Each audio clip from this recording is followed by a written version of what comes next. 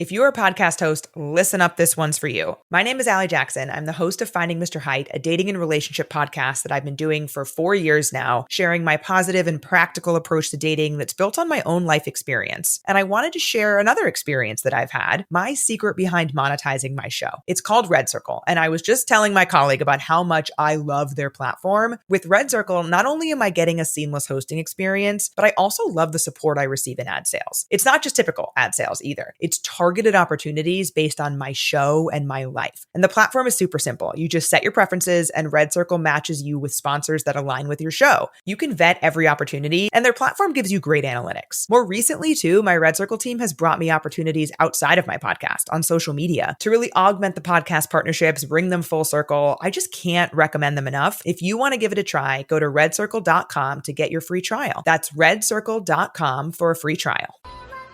Ladies and gentlemen, welcome back to another edition of the Rico Report, brought to you by you-know-who, the Buffalo Fanatics. Is always good time when you join the Rico Report. Welcome, everybody. What's going on? What's happening? Coming off a big win against the Kansas City Chiefs. What a week. What a week. What a wonderful week. You get to beat the Chiefs. There's a whole lot of things going down. There's a lot of unhappy Bills fans. When is that ever a thing?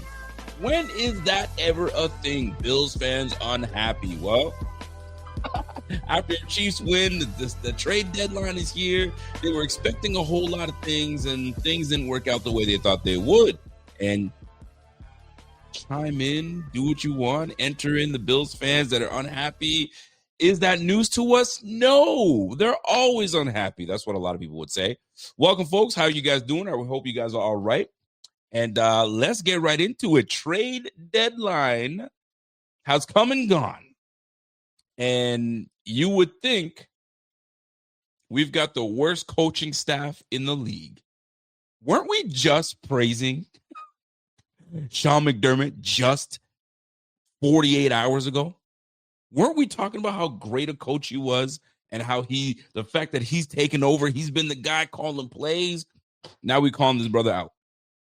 Weren't we just praising Brandon Beane for drafting the likes of Max Harrison that pretty much iced the game for us, that pretty much changes our defense in what we do? Weren't we just praising the development, the patience of Brandon Beane and his coaching staff for what we saw out of Cole Bishop? Were we not just talking about this too long ago? Were we not praising Brandon Beane for sitting at the negotiation table and talking to James Cook? James Cook being one of the best running backs in the game. And right now his name is in conversation for Offensive Player of the Year. But yet, Bills fans still crying. My Lord. Anyways, welcome back, baby. And if you're triggered by me saying this,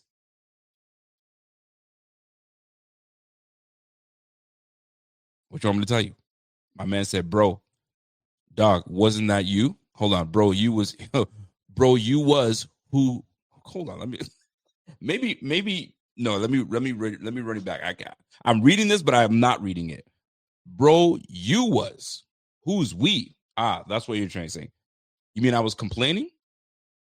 Or was I just like, we're gonna have to get together. It's gotta be Joe Brady getting his act together. Wasn't it I saying, I don't think it's the receiver position. It's Josh and Joe that's got to get their act together. Did you hear me talking ish about Brandon Beane? Did you hear me talking ish about Coach McDermott? I'm a fan of McDermott. I told y'all, if he don't get it together, that's a whole nother ball game. We got to win it. But my biggest issue was Josh and Brady. I never really had an issue with these receivers that we got because we got them for a reason. Now, can they be better? Absolutely. Abso-freaking-lutely. But no, who's we? We all are in this together because we're Bills fans. So we can't just sit here and boo-hoo. Nothing happened. So we're going to cry about it? It's over with. We got to get to it. Now, we're going to get into the details of some of these trades, and we will ask a lot of the folks that are crying and wondering why things didn't get done. You know what I'm saying? Would you have traded for any of these guys, and what would you have given up? I think some people tend to forget. Some people tend to forget that we're broke. You're broke. So you can't just go out and go to the expensive stores and be demanding stuff. You ain't got the money. You ain't got the money. So you can't be doing those things, man. I know some people believe that, yeah, but the salary cap don't exist. If you really wanted to make something happen, you can make something happen. Of course you can. But what ends up happening is you kick that can down the road, which we have been doing, and we've been in this. Doesn't it feel like we've been in this position a long time now, where we just can't? We're always talking about how broke we are. At one point, we're gonna have to, you know what I mean, start being in the positive, but we're not there yet. But we keep kicking the can down the road.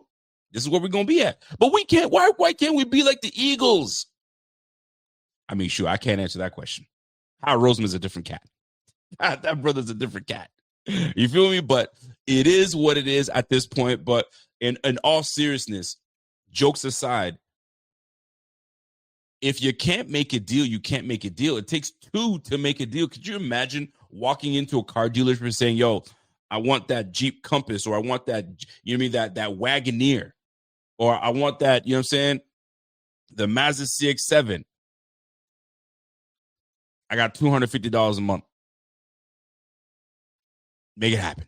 Bro, dealership's going to look at you and be like, bro, knock it off. Get out of here. You can't afford that. You know what you can't afford? The hoopty that we just got in on trade is sitting in the lot. We didn't even clean it yet. You can take a look at the boneyard, go to the boneyard and have a look, and maybe you find something, because that's what we've been doing. You've been shopping in the boneyard. Now, the one move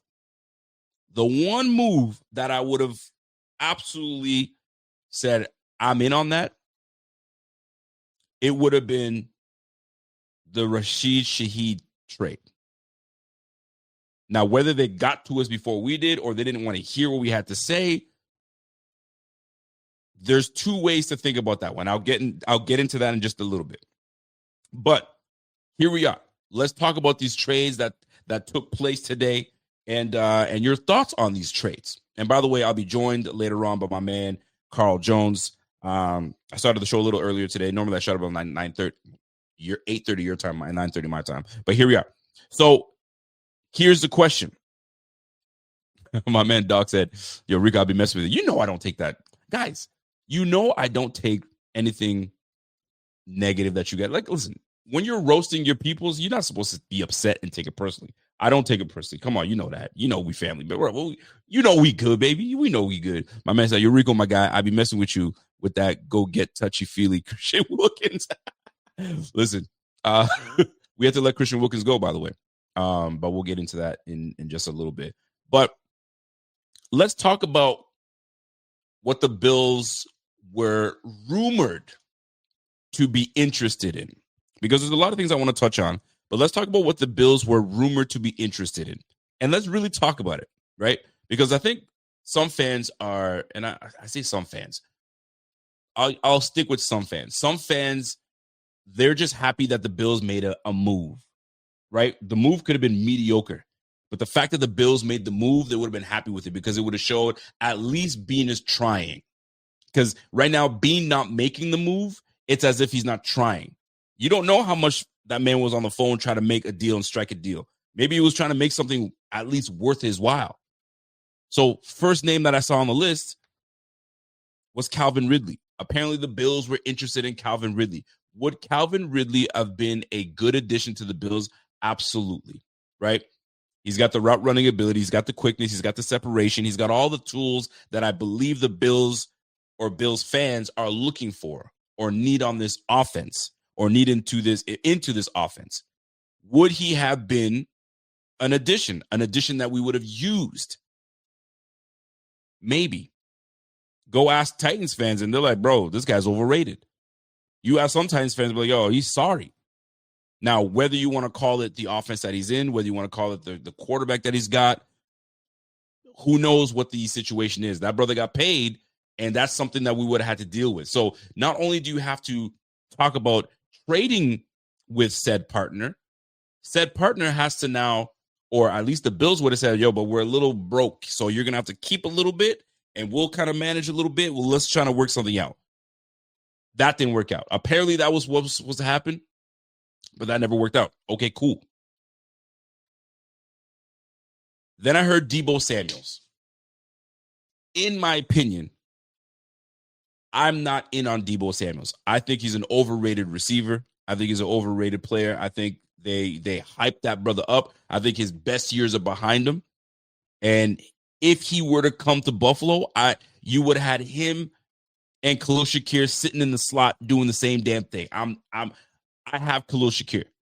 Why would I bring in Deebo Samuels in? But it's the offense. He would have thrived in this offense. Think about it. We have three of the same player that can do those various things in the middle of the offense. Khalil Shakir, 4. I'll say 4. Khalil Shakir, Elijah Moore, Curtis Samuel, Kincaid. Why would I bring in Deebo Samuels? I would have, if he made that trade, I would have said, why'd you do it? I would have been annoyed as ever. Would I have supported it? Of course, that's my team. You're going to have to. But I would have thought that is an awful fit for the Bills. Awful fit. But yet you had fans like, if we could get Deebo, my own homie, the big homie Pierre, he even convinced himself. He convinced himself that would have been a great move for this offense. Not because he's such a great player, but a great fit for this offense because we're a more horizontal offense, right? Crossers, screenplays, you know what I mean? Jet sweeps, whatever you want to call it. Nothing deep. You know what I'm saying? A bunch of formations here and there. It would have been perfect for a guy like Deebo Samuels. I think we got that in Elijah Moore, Curtis Samuel, and our guy, Khalil Shakir. Back to what I was saying earlier, that's on my offensive coordinator to find ways to get these guys with the ball in their hands. If we're complaining now as Bills fans on our offensive coordinator having trouble and challenged to get the football to guys that are explosive, what was he exactly going to do with Deebo Samuels? That's what I'm talking about. You know what I'm saying? So, and I'm not saying folks in this chat. Some of y'all are in there, but a lot of the social media stuff on Instagram, you're looking at TikTok, you're looking at Twitter. Bro, it was wild. Comical.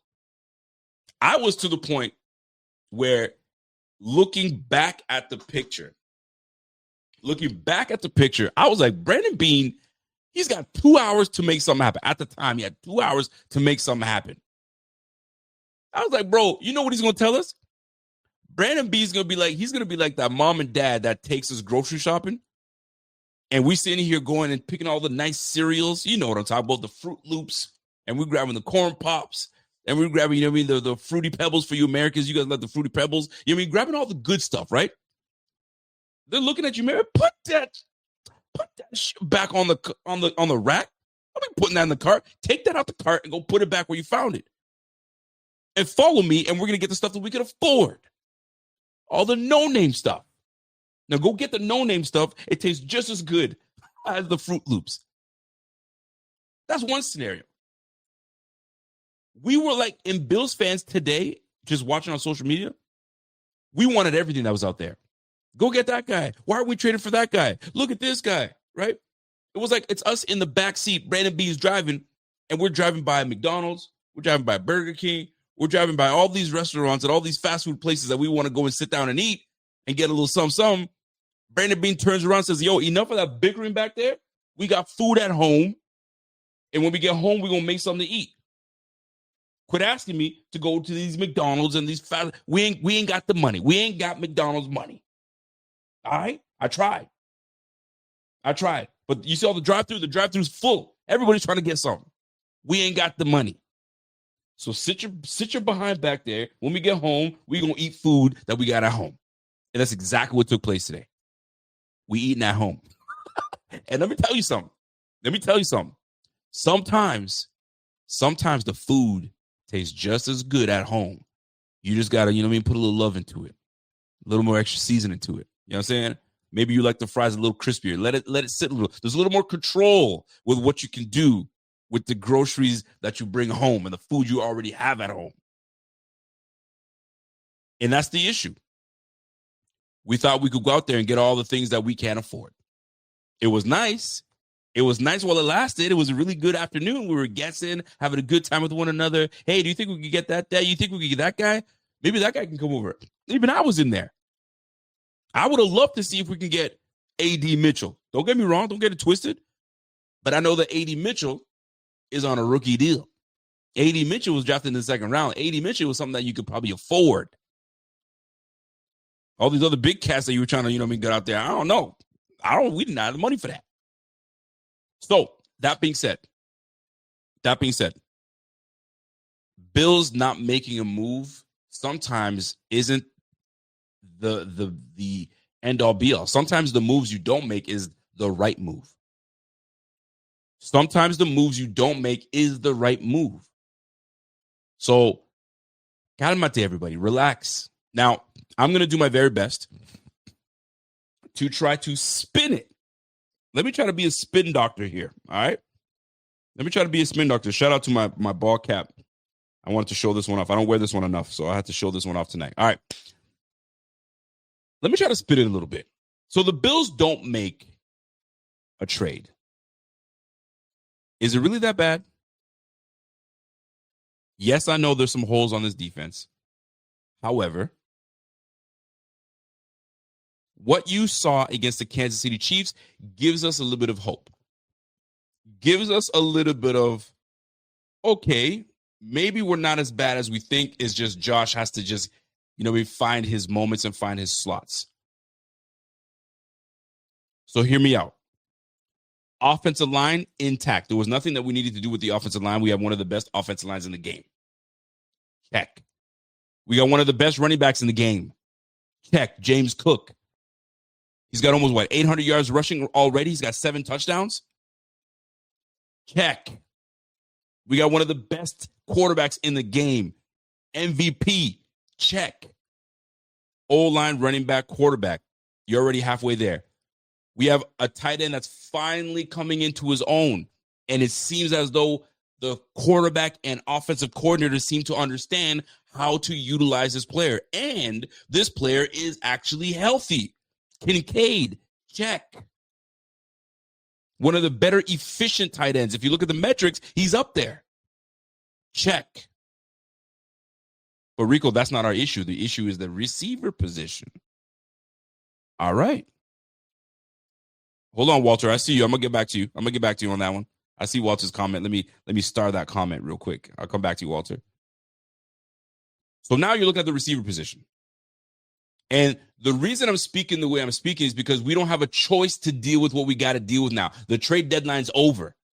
So now you gotta work with what you got. What are you gonna sit here and cry in your puddle of shame and puddle of tears all the way through to the no, man, enjoy the rest of the season with what we got. So how do we use them? And I think Brady is trying to figure that out with Josh right now. We have the attributes. We have the guys that can get specific things done. We're just not utilizing them the way we need to utilize them. We know Keon Coleman's a 6'4" receiver. We know that he's a jump ball guy. We know that he's a possession guy. We haven't found the niche where he fits and does what he does best. That's still a work in progress. He's only in his second year. And if you look at his statistics, he's among some of the other guys that you guys are finding that are amazing. They're the guys that you wanted to trade for. If you look at their statistics, they're somewhat near each other. They're not that far off. That's number one. Number two, Khalil Shakir, I personally don't think he's being utilized the way I think he should be. We have room to grow in that area. I think we'll get there. It's just a matter of how and when we decide to use him and how comfortable Josh is and loose he becomes. He was a little tight at first. I think he's becoming a little looser. Now, here's where things get a little dicey, and this is where we need to now figure out what we do with these guys. Josh Palmer returns. If you remember, Josh Palmer in that Atlanta game, they seem to have figured something out with Josh Palmer. When he returns, this offense changes a little bit more. Now things open up. You have a guy that gets separation. So Josh Palmer returning now stretches the defense a little bit. You have to account for him. Now Keon Coleman can go to his rightful role. Elijah Moore seems to be peaking and finding something, maybe. And then Khalil Shakir can do what he does underneath. And then Kincaid is our main piece as of right now. So Palmer changes a lot of these things when he does return. Now, has he done a whole lot? No. Did it look very promising in that Atlanta game? Yes. So us not making a trade isn't as bad as you think. Some might not agree with what I'm saying, but that's the angle that I'm looking at right now because you can't do anything right now. The trade deadline's over with. So now what? We get a guy coming back that is there that we did bring to the Bills to get separation, to separate, to make space, to give Josh Allen a bigger target. And it looked like that was what was happening in that Atlanta game. And then the injury happened. So once people fall into their roles respectfully, I think you'll start to see a lot more going for this offense. Defense. Yes, we have some holes in the defensive front. Losing Michael Hoecht sucks. It really does. I am beside myself about it because I thought that was such a spark for this defense. However, there's a silver lining in this. With Hoecht going out, Solomon may have found his niche in there, doing the same things that Michael Hoecht was doing. Will it be at the same level? No. But he was able to affect the line the same way that Michael Hoecht was and getting pressure. So we may have found the right position for Solomon moving all over the line. Because let's not forget, collegiately, this guy had 33 sacks in his collegiate career. His last year of college, 16 sacks. It's not like he's not able to get after the quarterback. He can. We just have to find the best ways to get him around and find that quarterback. Max Hairston coming back gives this defense such a boost, makes this defense different. You saw it against the Kansas City Chiefs. Stride for stride with one of the best deep ball receivers in this game, in Xavier Worthy. Guess what? Max Hairston was step for step, stride for stride with that brother. When you have one guy doing his damn job, Benford can now do his damn job. Bishop can do his damn job. So now certain pieces that have been added to this team only gets us a little better. It's tough for us to not have Ed Oliver, but we'll get TJ Sanders coming back in the next few weeks. That'll be nice. That'll be a nice addition to the team. You got Greg Rousseau playing ball. He's balling out right now. You got Joey Bosa that came out and balled out.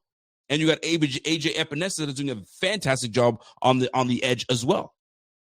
Larry Ogunjobi coming in. So we have some things on this defense. So we didn't make a move in the trade deadline. Okay, not the end of the world. Absolutely not the end of the world. Does it hurt not to have Hoyt and obviously Ed Oliver? Yes, it does. But you know what? Next man up. That's how it works. And guess what?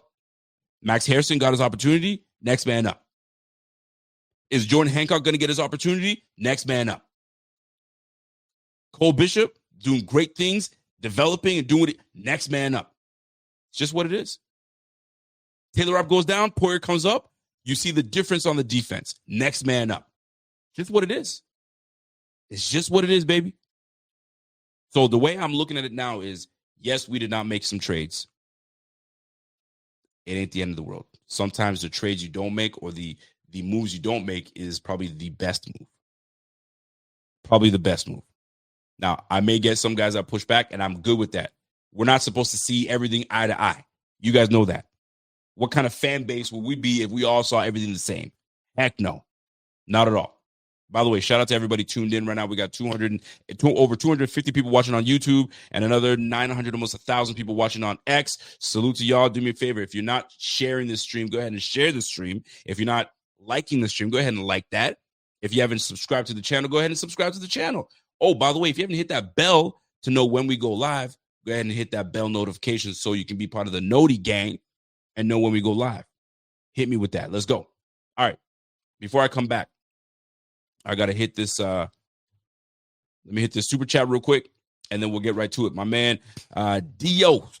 My man, Dio says, yo, Rico, you mind hitting that horn real quick? You know what? Just for you. Just for my boy, Dio. I hit that horn just for my mans. All right.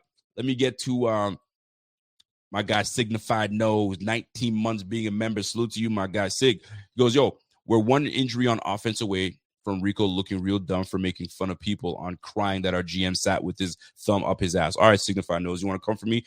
It's cool. I love it. So the same could be said for Drake May going down. The same could be said for Matthew Stafford going down. The same could be said for name a player.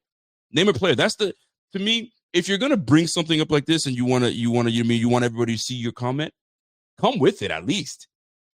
Every team is one significant player away from being in a tough position. Come on, man. That's elementary. I expect better than that from you, Signify Knows. We're one injury on offense away from Rico looking down. What do you mean? What do you mean? Jalen Hurts goes down. I don't even know who the backup quarterback is for the Eagles. That changes. That changes completely. Give me a team that went from, look at 49ers are doing well right now, but look at the injuries that these guys are going through. They're going through injuries, right? Next man up. It has to happen. But there are big-time players that go down. It affects their season. Go back to the 2008 Patriots. Brady goes down. Castle comes in. Was it the same team? No. Come on, Signify Knows. I expect better than that from you, bro. I expect way better than that from you. Yes, and fans are crying. They're whining, and they're going to be the same fans cheering this team on when we go on a run. Give me a break, man. Come on now. You be better than that, kid. Be better than that. Be better than that. My man Walter says, yo, you sound like a prisoner of the moment. This is the comment I wanted to say. You sound like a prisoner of the moment. He says his one good game offensively doesn't wipe away the inconsistent play we've seen in the past game most of the season. Here's the deal. Here's what I say. Sometimes that one good game is what it starts a chain of momentum. You know that. We all know that. Sometimes it takes one game, one win becomes contagious. You want to keep that feeling and you want it to continue. Now, if the Bills go next week and poo-poo the bed, then yes, you have every right to say that. But I also know that winning, and when you find a rhythm, it means something. Josh going 23 of 26 for 88% completion percentage is a great thing. You can't tell me it's not a great thing. Does that now give him the confidence and give him, I found my flow back? Absolutely. Next week, he's going to be like, you know what? I think I found a rhythm here. So let's keep it going. Let's keep it going. Obviously, every game plan is completely different, but you want to keep it going. So although I understand what you're saying, you don't want to be prisoner of the moment, but momentum is a hell of a drug. And when you get momentum and you start to see things going, the run game is solid. Brady looked like he understood the game plan. He had a great game plan, and we beat a good opponent. It wasn't some scrub opponent. We beat an opponent that has beaten our butts in the playoffs, and they needed to win this game because going 5-4, and you still have to play the Broncos, you still have to play the Chargers, and there's a slew over the tough games you can play. They could potentially miss the playoffs. They are the number 8 team right now in the conference. The Chiefs could actually miss the playoffs. Come on now. And here's the funny thing. I have a buddy of mine that he's a Chiefs guy. And we went to shoot the shit. We went to talk to him and we're talking. And I was like, fam, tell me something. Likelihood that you could see the Chiefs missing the playoffs. And he's not a homer. He's a real, he call it like it is, right? And he goes, honestly, yeah, I could see us missing the playoffs. Is it likely? You probably don't want it. They're definitely going to be a wild card team. Are they going to win their division? Probably not. But could they miss the playoffs? Yeah, I could totally see it. It can happen. It can absolutely happen. So people saying, oh, it was a regular season win, so it really doesn't matter. It does matter because we needed that win because the Bills falling to a conference team again wouldn't have been good. Now we've put the pressure on the Kansas City Chiefs. We don't care what they do going forward. We got the dub. It matters, but that's momentum. We needed that momentum. That's a strong momentum game that we needed. Now, does this loss take the Chiefs into a spiral? They're going into a bye with a loss. Are they going to be pissed off when they come back? Of course they will. I'm not sure who they play afterwards, but those wins matter. I don't care what he tells me. That's my thing. Those wins matter for me. So that being said, that's the way I look at it. And I love that this is the segment that we can come in and bring my guy Carl Jones in. He just has to give me a thumbs up when he's good and ready. Oh, yeah, he good? Oh, he pumped. I don't know. There was a lot of energy with that thumbs up. All right, B. So that being said, and I love the comments that are coming in. And they play the Broncos next. There you go. So they got to go in on a bye and play the red-hot Broncos with a 6-game win streak. I hope the Broncos come in and put belt to A against the Chiefs and now really put them in a predicament. Really put them in a predicament. Put them on a 500 ball game. And you still got to play a lot of tough teams going forward? Give me that.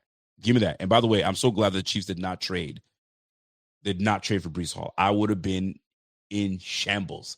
I would have been distraught if the Chiefs were able to acquire Breece Hall. My goodness. Thank goodness that didn't happen. Anyway, ladies and gentlemen, I don't want to just do this all by myself. I'm going to bring my guy in, Mr. Carl Jones. Carl Jones, what it do?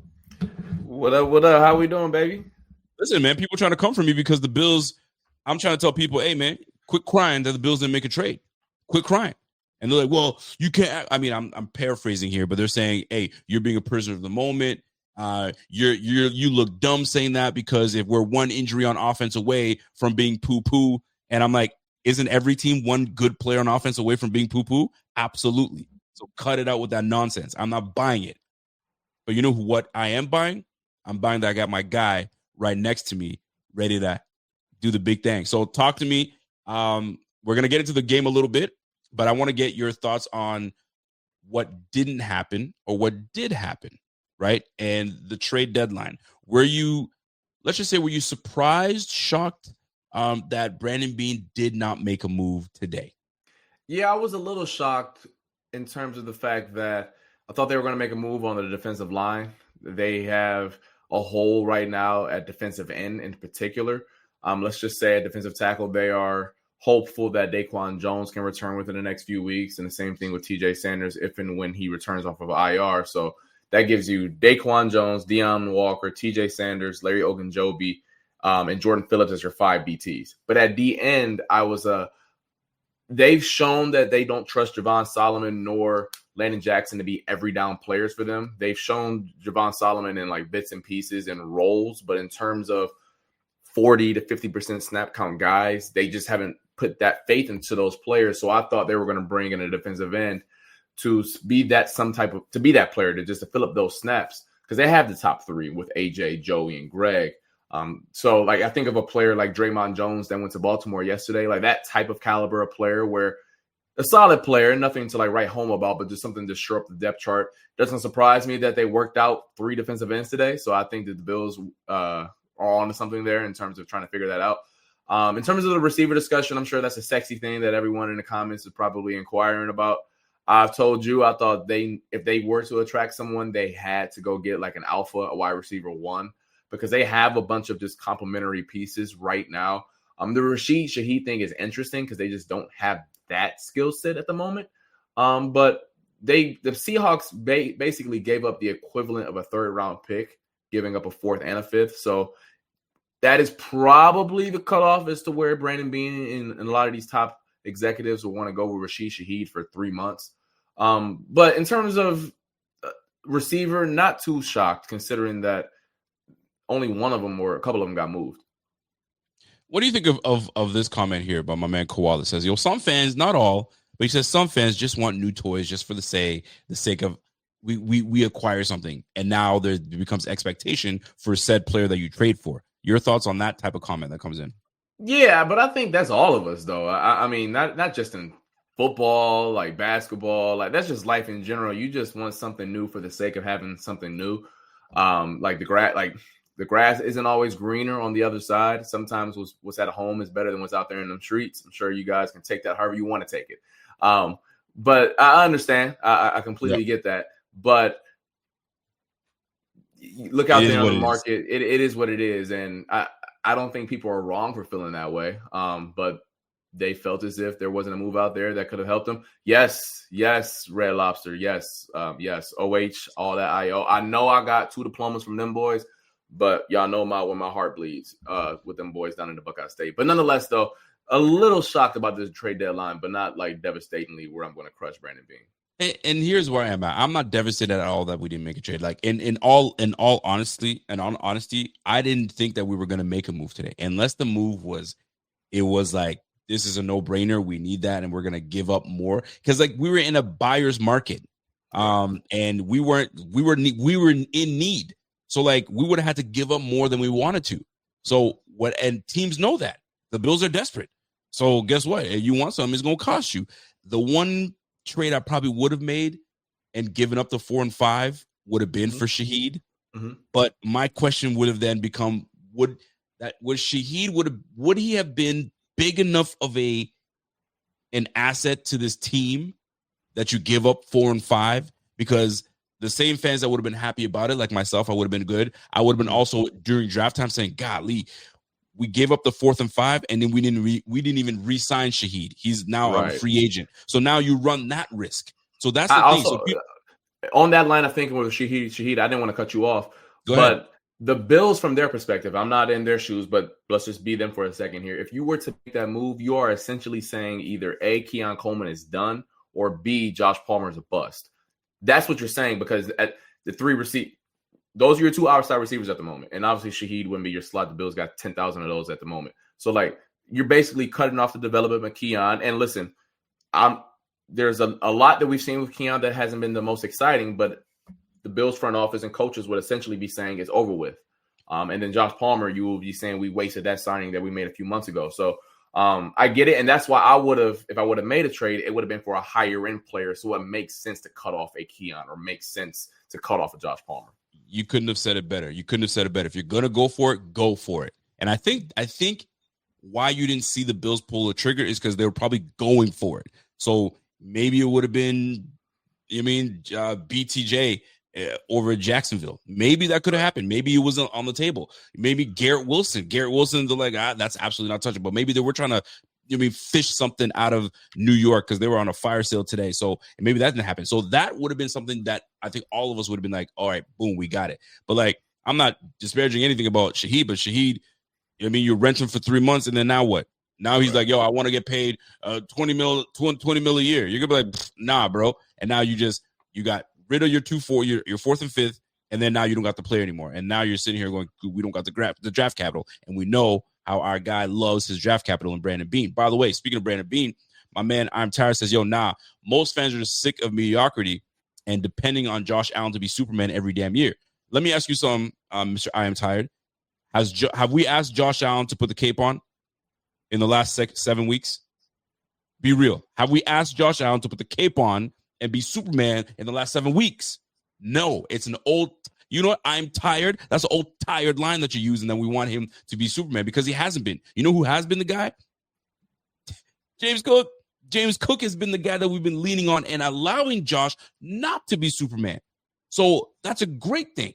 So to me, I'm looking at it like we're well balanced. We just need to see a little bit more comfort with Josh utilizing his weapons alongside Joe Brady and them putting their minds together and making something happen. That's just the way I look at it. All right. So let me share some trade scenarios that took place today, and I want your thoughts on that. So Jalen Phillips, the Miami and Philly trade.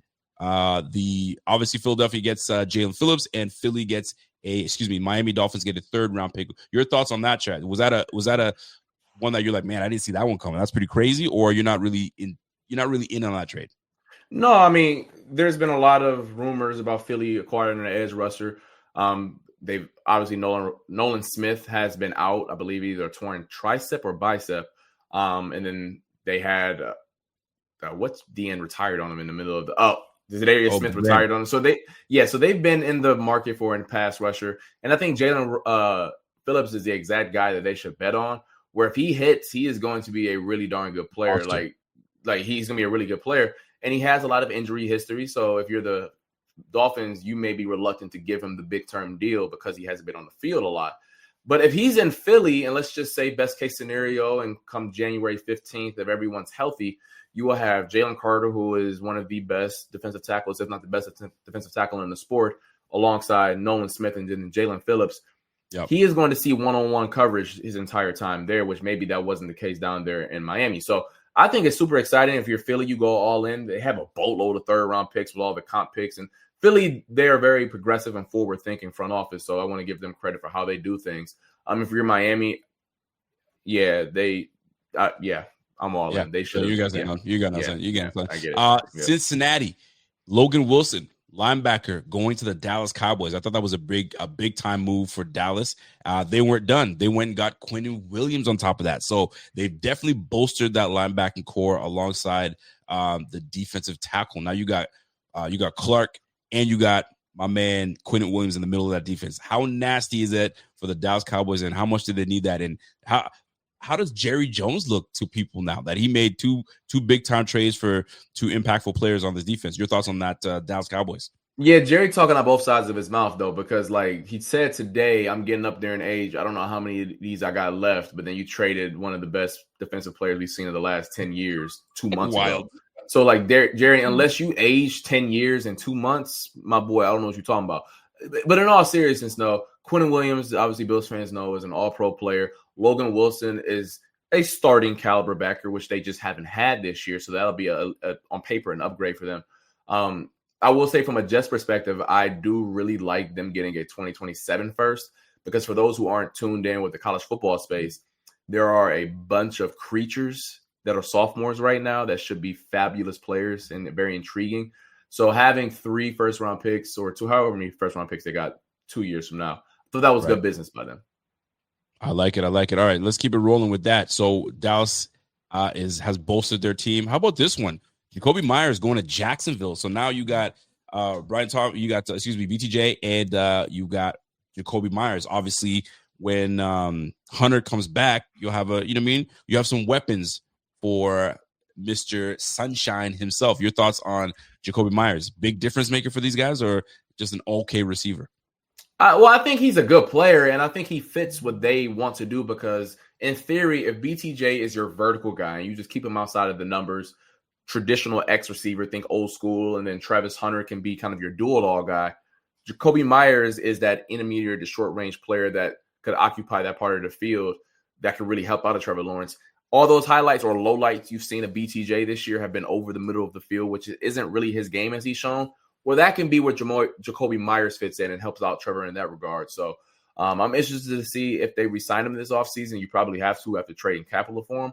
But yep. BTJ and Travis are going to be cheap for the next 3 years, so I don't see why they couldn't give him a decent deal. Yeah, and it would have been really tough for me to see Jacksonville give up Brian. You can't. How do you do that, right? Yeah. And here's the thing. Another thing too is, what do the Bills have to offer when they're trading for these said players, right? Why didn't the Bills do anything? Why didn't they do anything? You're gonna have to give something up, and you're gonna have to give something of value, right? Something that's up there. So what would the Bills have given up for some of these players that we so coveted so much in terms of draft picks? Like, we need our draft capital because we ain't got the money, so we got to do everything we can to bolster this team. And how do you bolster it? In the draft, if you do it right. So that's the way I look at it with one regards. All right, the biggest trade of the day, in my opinion, obviously I think we all know that is the Indianapolis Colts and the New York Jets. Adonai Mitchell, first round 2026,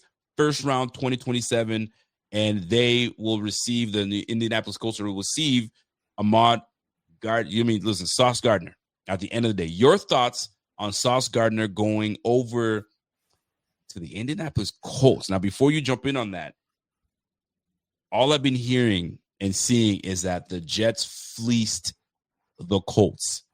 How could the Colts fall for this? Sauce hasn't been the corner that they claim that he is. He had first two years were fantastic. These last two have been, ASS, not good. Your thoughts on this, and maybe new scenery, better defensive coordinator.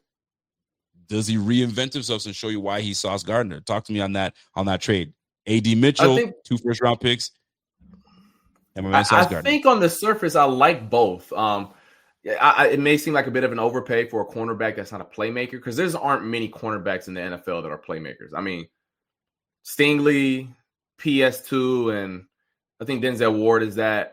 But we're splitting hairs in terms of guys who are playmakers. There's a lot of fantastic cornerbacks.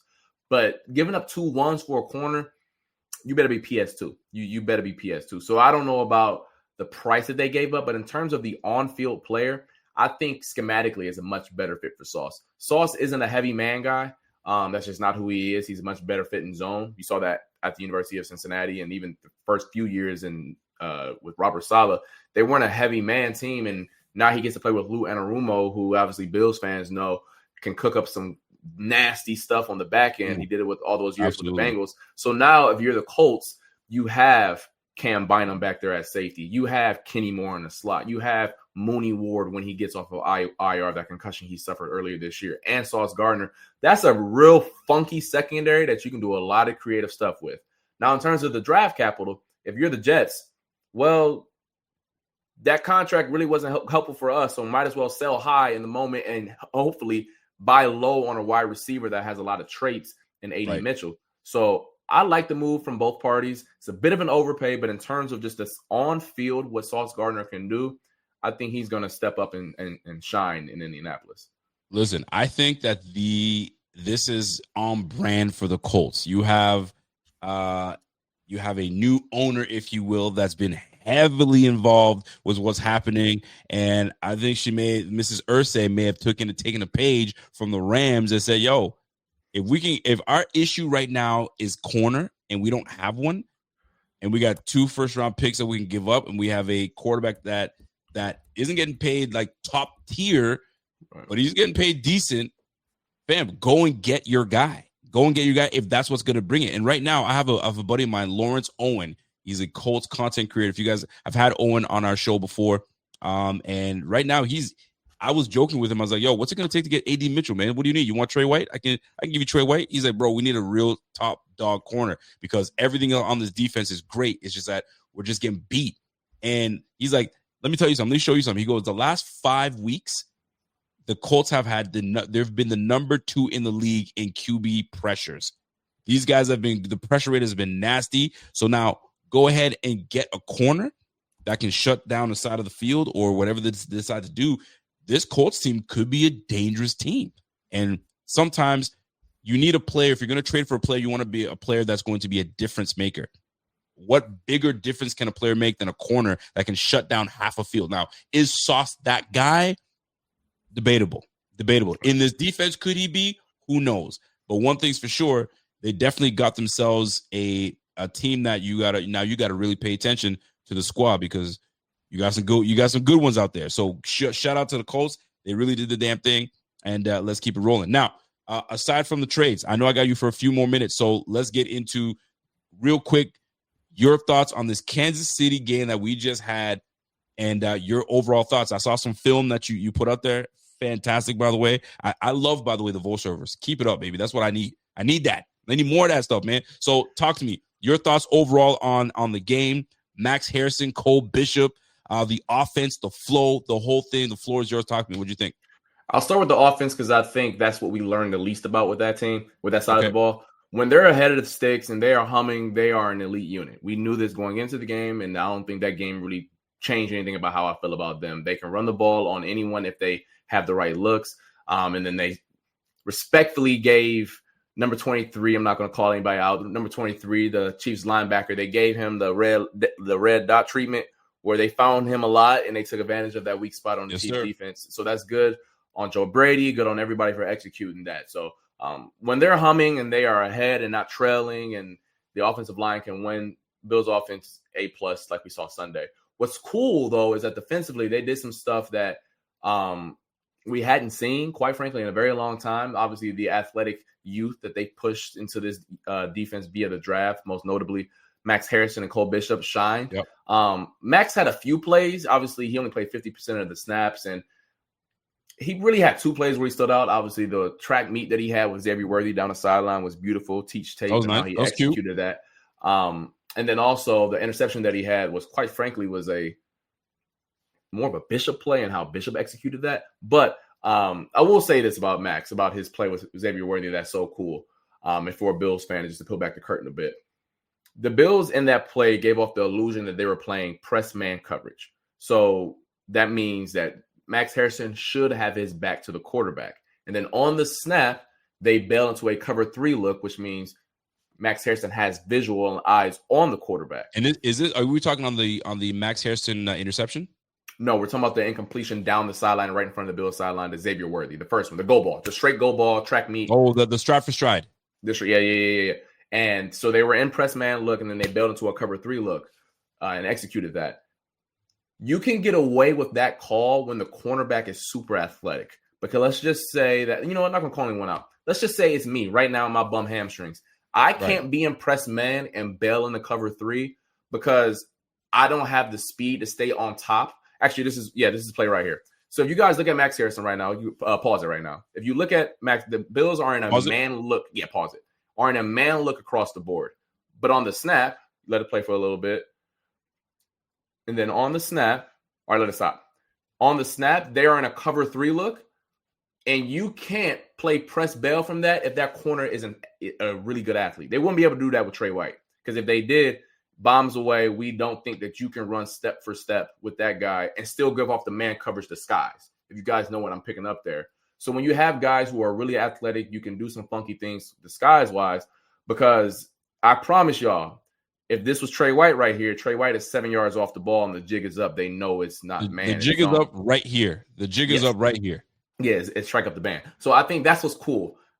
Max didn't make a lot of plays, but I thought he made 2 that should get you really excited about his trajectory going forward. Now, Cole Bishop was the one that was dope.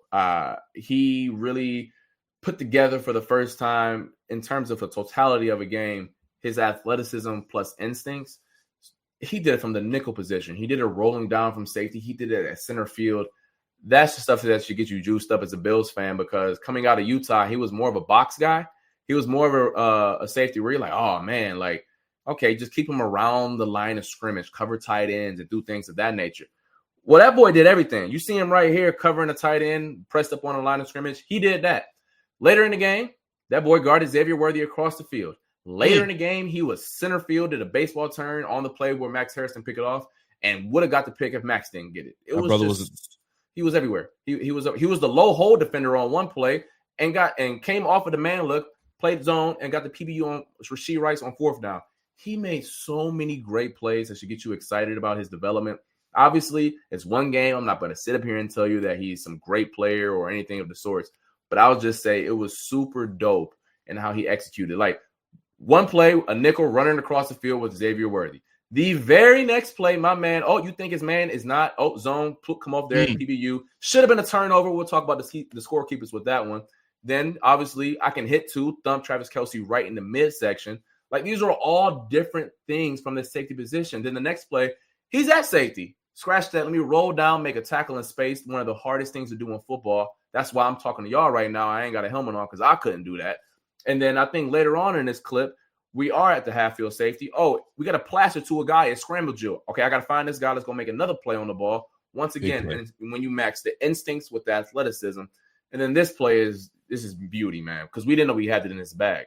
Who knew that Cole Bishop was a center field guy? He never did it at Utah. He never did. And the Bills, he hasn't done it either. So if he can do that again, this is an underrated play that I didn't see live because I was in the tunnel. This was close to being caught. That was. Yeah. I'm seeing it right now. So, like, yo, who is this guy, man? Listen. So he and listen, I know a lot of people are run that back. I got to run that back. Yeah, like Tyquan Thornton, like, there was a picture of it. He had the ball in his hands. Bishop just got it out. Like, that was a hell of a play by Cole. So I just want to say that I know a lot of people are saying this is Jordan Poyer, this is yada, yada, yada. As a former player myself, I am always a man in the arena guy.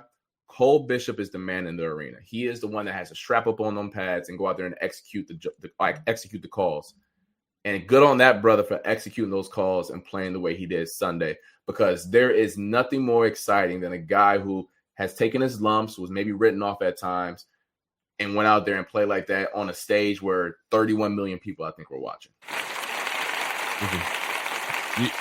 You couldn't have said that better. And what timing was that? Because that's it. You got to get out of here. You got stuff to do. I appreciate it, because I would have sat and had you just break all that stuff down, because those are things we need to see. And you guys have been listening to Carl Jones for over 2 years now. This is the most excited I've ever heard this guy talk about Deebo. He's ready to go, man. He likes what he sees out of Cole Bishop. The real question that I got for you now is, has Cole Bishop arrived? Yeah. You see, you're doing too much. Rico. You know me now. Too much. You know me now. I need to see it over and over again, but I will keep reiterating it though. I got you. Excited. You should be excited. Don't be up in the chats and today and in the message boards talking about y'all got a Pro Bowler on your hands. Now slow your roll. Got too much dip on your chip. I know where you was about to go with that now. Yeah, I had to test you. I had to see it. Yo, is he back? Is he right? I don't know about all that, but I do know what he did on Sunday is dope. And the most important thing, because I talked about this after the game on TV, was most exciting is that it wasn't anything that was out of body or that was superhuman. Like the Saints interception, I'm not really asking guys to make that play too often. That was kind of freaky, coming across the field interception. But none of those plays that you saw him make, did you think were like otherworldly, did you? You didn't think they were like, oh, he can't do that again. That's where you should be excited, because once you match the athleticism with the instincts, that's when you get a ball player. And that's why I'm sitting here in a polo and my helmet's behind me, because I couldn't do it. So shout out to Coleman. Listen, what a great breakdown. I appreciate that. If you guys have not seen enough of these breakdowns, go ahead and follow my guy, Carl Jones, Jones11_. Quit playing and go ahead and follow my man's. My man's is doing it. He's getting warmed up. He's only getting warmed up right now. I see it coming. So appreciate you, my G. And obviously I would have loved to have more conversation, but we're going to do it next week. We're going to keep it crafting. Yeah, listen, your boy, I'm actually, for those at home, I will get the chance to sit down with Max tomorrow, and some of that content will be on the way. I'll follow my X feed and when the stuff coming out, but I will be sitting down with the first round pick. We'll chop it up, and y'all get to learn more about the boy from Detroit, wherever the hell he's from. Yeah, that's it, man. You listen, man. Have yourself a great day. We'll catch you on the flip, man. Buffalo Fanatics, what's going on? This is Pierre the Kingpin, and I wanted to talk to you today about Cigars International, which is the ultimate destination for premium homemade cigars. Known as the industry leader, Cigars International offers the largest selection, unbeatable prices, and a customer service experience that's second to none. Whether you're new to cigars or a seasoned vet, Cigars International makes enjoying cigars easy, approachable, and fun. Cigars International is the go-to retailer for all things cigars, with the biggest selection of premium homemade cigars available anywhere. Cigars International offers unbeatable deals and discounts, making it easy to stock up on your favorite or try something new without breaking the bank. With fast free shipping and their 100% satisfaction guarantee, you can shop with confidence knowing that Cigars International stands behind every order. They have good relationship with vendors that helps provide great low prices. Whether you're new to cigars or a seasoned pro, Cigars International makes it easy to find the right cigar with helpful guides, staff reviews, and expert advice. It's not just about cigars. Cigars International also offers a wide range of accessories and more to elevate your smoking experience. Check out the great deals every day at cigarsinternational.com. That's cigars, CIGARS, international.com. Use code FANATICS at checkout for 20% off your order of $50 or more, plus free shipping. Or visit www.cigarsinternational.com/fanatics, and the discount will automatically apply. Again, use code FANATICS at checkout for 20% off your order of $50 or more, plus free shipping. Or visit www.cigarsinternational.com/fanatics, and the discount will automatically apply. Y'all be, by the way, I was in Toronto this week. It was super cold. Y'all fixed that. Hold on. You were whining about 7, 8, 9 degrees? Boy, that's nothing. I was about to get on your ass for that, man. That's nothing, man. Listen, I don't do this. I don't. And I know I'm from Cleveland. I know you're from Cleveland, man. I don't give a damn. That's how you know I don't like it, because I grew up here, so I know. Like, I got 25 years of knowledge on how I don't like this. But regardless, shout out to the 716. Shout out to Cleveland. Shout out to my Buckeyes. Everybody in the chat. Shout out to Rico. See y'all boys next week. Be loved. Yes, sir. Peace. Look at that. Listen, he's getting too smooth with that. I mean, he had that button ready to exit, and he was like, shout out. He's out of here. Man, I had to get on my man's butt on his behind because he was in Toronto covering the Blue Jays, and I really was hoping the Blue Jays would have handled business. But he was out there for Game 6, and that would have been a party in Toronto, but it didn't work out. And my man was whining about some some cold. It was a little chilly. Man, it was a little bit of breeze. Man, relax, bro. Relax. Anyway, shout out to my man Carl Jones. Always a great time when he comes onto the show. If you guys appreciate my man Carl, do me a favor. Don't like this stream for me. Like this stream for my man Carl. Hit that like right this second, and let's roll. All right. Let's get to this Kansas City game that we just had. What a game, first and foremost. What a game, first and foremost. And I wanted to get in on the good, the bad, the ugly. The good, the bad, the ugly is. I feel like it's been a while since I've jumped on the good, the bad, the ugly, and we gotta jump on that. By the way, I have not checked out my man Bartek. I have not checked out the video. Maybe this might be a time to click that video and put it on here. So go ahead and I'll try to chime it up if I have the time to do this. Right. So anyway, let's keep it rolling. Before we get into that, let me just put a button in this trade deadline and the whole situation. So the question now becomes, was it a smart move by Beane not to overspend, if you will, or give up more than he really should for a player that may not make a big difference on this team? And if you're going to swing for something, wouldn't you swing for something huge? And if you can't get that big acquisition, if you can't get the big time player, don't go ahead and put your money out there, right? If you're gonna go broke on something that is gonna be a big difference to you on your team. And maybe Brandon Beane didn't see what he liked, right? Whether it's true that he was going for Calvin Ridley, whether it was true that he was maybe he was one of the teams acquiring for Garrett Wilson. Who knows? But what we do know is he's never afraid to pull the trigger. Jokes aside, he's never afraid to pull the trigger. He gave up a third for Amari Cooper because he felt that would have been a big difference maker. And I think we all felt that way. Dude, we got Amari Cooper with Josh Allen. Bro, this offense is going to be nice. It never just quite worked out. Maybe it was just a matter of it not being a great fit.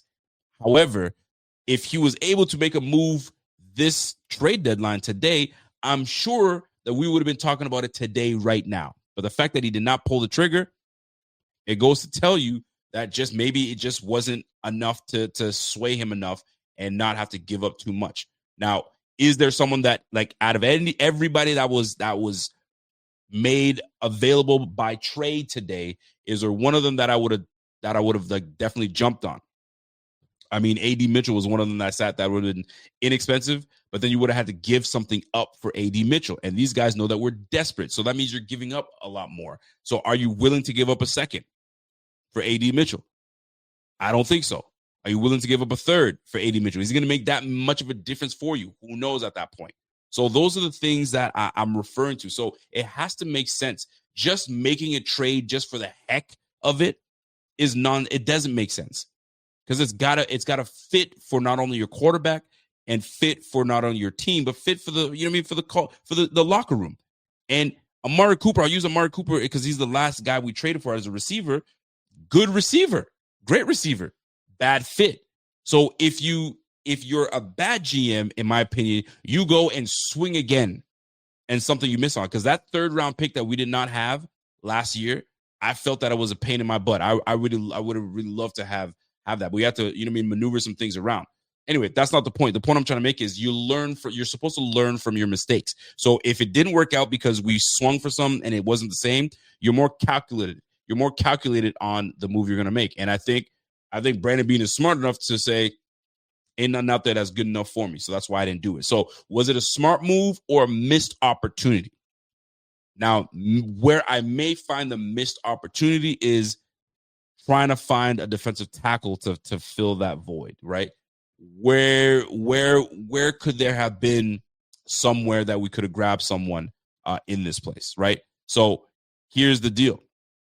Maybe there wasn't anybody that stood out. Now, is there now more reason for McDermott and everybody to get creative and find ways to make things happen? I think that's the route we're going.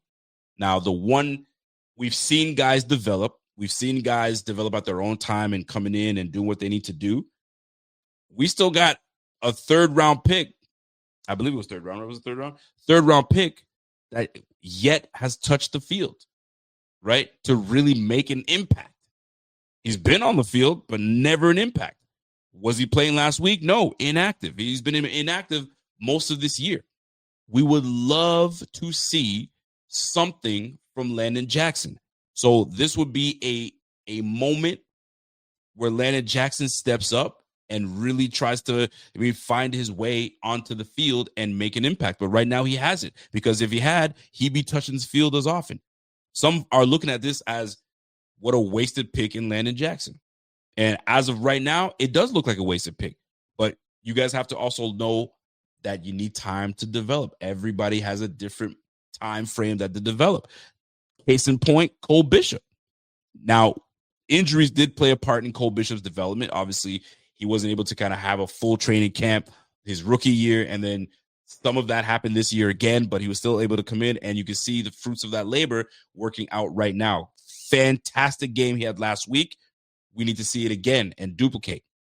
But the real, I bring this up is because sometimes these guys take time to develop, right? So we gotta take full advantage of the guys that we have on our squad, because we didn't make a trade. So guess what? Everybody's got to put a hand in the pot and make things work. So missed opportunity. Could we have grabbed a defensive lineman somewhere? Was there anybody that was intriguing enough to us? And that's where you're just unsure. This is why I'm hoping that certain news comes out. I mean, I love hearing when news comes out that the Bills were looking at this said player, because it goes to show you that, okay, they were actually really trying to make something happen. But if they didn't, and they're banking on Ed Oliver coming back first week of playoffs, and they're banking on TJ Sanders coming back and really, being a big difference maker, Deion Walker continuing to develop and do what he does. We get Daquan Jones back, Larry Ogunjobi's back in this thing. It really just blows that Michael Hoecht is gone. It sucks. And that was the biggest thing that I was looking forward to in this defense. Max Harrison getting his, Cole Bishop. So there are some things to look forward to. There are some really positive things to look forward to. It's just a matter of when they all click and come together. So that's my putting a button in it in terms of this trade deadline. The Bills did not do anything. Were there some missed opportunities? Yes. Was it a smart move not to overspend, in my opinion? Yes. We did it last year with Amari Cooper. Well, you saw how that worked out. It was useless. And on top of that, him getting hurt didn't help. So here we are yet again in a scenario that we are in control of our own destiny. And what that means is figure out what you got in your locker room, figure out what you got on your team, and get good use out of them. That's on Coach McDermott. That's on Sean McDermott. That's on Joe Brady, and that's on Josh Allen. Executing. That's what it comes down to. That's what it comes down to at the end of the day. So that being said, let's get into the Chiefs and Bills latest matchup on that 4:00 slate. The Bills obviously getting that 28-21 victory, and really it was a dominating win. It felt like should I use dominating? I felt like we were in control. Let's put it that way. We were in control from start to finish. It never felt like we were out of it. It never felt like we didn't have the upper hand. And it always felt like we had the upper hand in this game. And I love the fact that we had that feeling all game. Like going into the game, I was absolutely unsure of what product we were going to put on the field. Unsure. I can keep it a buck and keep it real. I was unsure. I wasn't even hyped for the game. I was like, man, I don't know what we're going to bring to this game. I'm uncertain. Let me just watch it and play it out. And when I noticed that these guys went the first drive, 7 minutes, put it on the board, I was like, okay, this game might be different. This game might be different. And Cole Bishop just playing out of this world. Then I was like, okay, we got some here. We got some now. So lovely to see. And you could tell that these boys put in the work, and they put in the attention to detail when it came to beating down on these Kansas City Chiefs. And right now you got these guys swirling into a bye week. So we don't know what kind of product they're going to come out with coming out of that bye. So we'll see how that all shakes out in the end for these Chiefs. But you know how we like it. We like when these Chiefs go and take that L. So we'll take that. Now, good, the bad, the ugly. Let's get into the good. Here's the good. This offense. Offense against a Spagnuolo defense was actually something to watch. It was nice. We were balanced. We remained balanced, and we were able to run the football at ease and without issue, right? And we were able to throw the football with ease and without issue. I mean, for crying aloud, Josh was 23 for 26, 88% completion percentage. One of Josh's best, if not his best performance under center when it comes to completion percentage. That being said, with those numbers, he didn't have to put the cape on. There was no need for it because we were balanced and we were able to run the football. We kept the Kansas City defense on their toes. Loved seeing every bit of that, and you want to see more of it. And I think, and I was saying this earlier, games like this give you that little bit of momentum, that little bit of juice to now have you find your way and now build off of that momentum. And who better to build your momentum than a division game? Because division games are tough. They're going to play you tough. The Miami Dolphins are going to play you tough. They know you well. So why not build off of that momentum and continue that? So keep running that football. James Cook is going to do that. You got the Miami Dolphins, one of the worst rush defenses in the game. So we should see continued success with us running the football on the ground. That's great. So that momentum continues for James Cook and momentum continues for this offense. What I want to see is this continuation of Kincaid being featured and focused on, because now teams are going to start looking, they like playing with Kincaid, and he's on the split end. He's out there wide. He's not in. He's in line now. He's in the bunch formation. Okay, our attention is now towards me stopping Kincaid, and now it opens things up for Josh. That's the hope. That's at least the hope that you're trying to get in the situation. So that was the good for me. Let's continue with the good. It was really great, not good, but great to see Cole Bishop do what he did. My goodness. Cole Bishop came in and asserted himself as, yes, I'm not a rookie anymore. Yes, I've had my lumps, but I'm developed and I'm seeing the game, and the game is slowing down for me. I can play fast. And that's exactly what you saw in this game. Covering covering tight ends, right? Playing deep thirds of the field, playing in like an outfield, like my man Carl Jones mentioned, playing on the outfield, coming in downhill and making an open field tackle while missing it, and then completing the open field tackle. That guy was absolutely sensational all over the field. He was our best defender that night, bar none. Our best defender that night, and you love to see it. And let me tell you, Joey Bosa played fantastic as well. But the story of the game was Cole Bishop.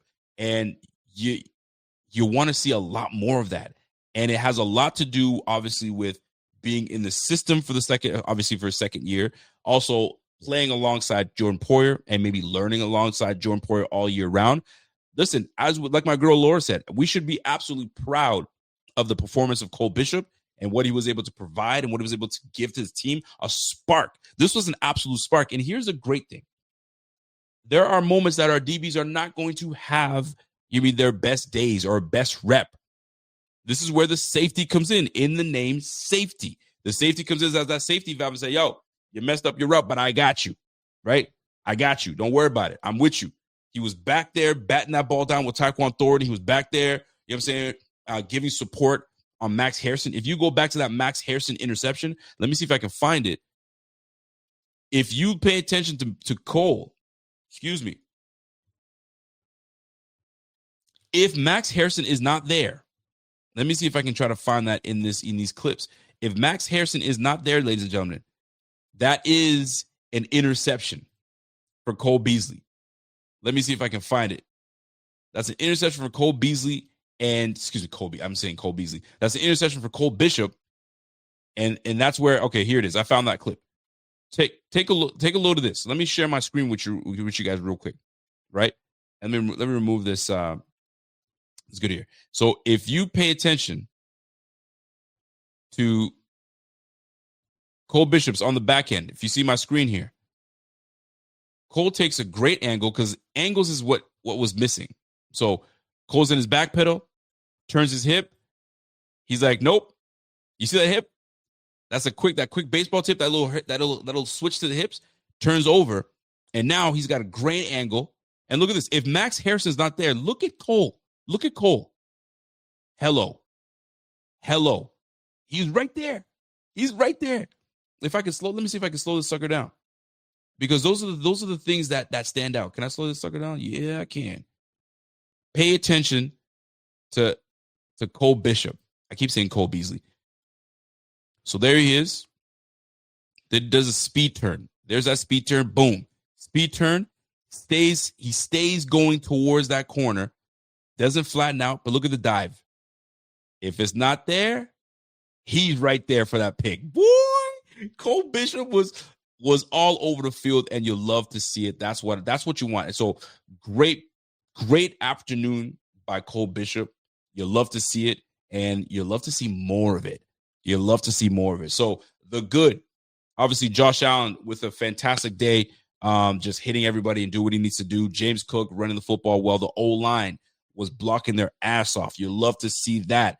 And obviously, with Josh Allen getting way more comfortable, you love to see what Kincaid was able to do. 6 receptions, over 100 yards. Those are the things that you want to see. You love to see, and I'm looking forward to it. And on the defense side of the ball, I listen. I can't stress it enough how great Cole Bishop was, and Max Harrison. The insertion of Max Harrison in his defense is fantastic. Here's another thing that we've been terrible at. We've been terrible, and that is penalties. Folks, the last 4 games before this game, 37 penalties. 37 penalties. Unacceptable. Like that's showing no discipline whatsoever. This past game, 2 things that stood out to me a lot. Penalties were dropped down to 4. We had 4 penalties all game. Big improvement for this team overall. That's special teams, that's defense, that's offense. Discipline. That's exactly what it showed us. Here's another thing that I loved about how well how efficient we were in this game. Our third down offense was fantastic. We went 7 for 12. What does that tell you, folks? That means we're moving the sticks. And we're continuing to hold on to the football. Nothing greater than a team that can, A, convert on third downs, and B, the run game is efficient. Having an efficient run game and you're moving the sticks on third down, I'll take that all day. Double digits in passing first downs, I'll take it all day. Those are the things that we've been lacking, right? Third down offense, not great, right? Penalties galore. We haven't been at our best. The Bills have turned things around in this last game against the Kansas City Chiefs. Now, whether you want to call it they saved all their juice for Kansas City, so be it. Now you're reset and go back after it again. That's why I'm not mad when these guys say, hey, we're 1-0. We're 1-0. Whether it's cliche or not, we're 1-0, and I'll take it.